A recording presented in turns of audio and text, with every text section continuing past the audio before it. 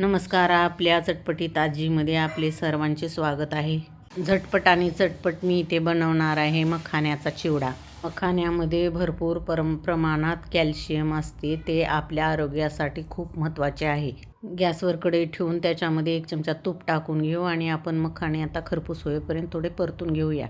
मंद आचेवर थोडे हलवून घ्यायचे व्यवस्थित. आता इथे आपले मखाणे चांगले कुरकुरीत झाले आहेत. आता ते एका भांड्यात काढून घेऊया.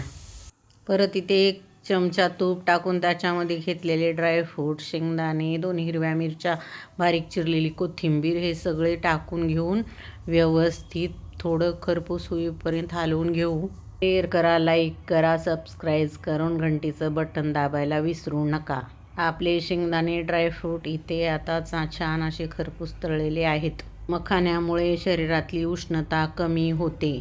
मखाना आपल्या शरीरातली उष्णता कमी करून हाडांची झीज भरून काढतो. आता इथे मी कोथिंबीर घालून थोडी परतून घेतलेली आहे. चवीनुसार हळद, तिखट, मीठ टाकून घ्यायचे इथे आपल्याला.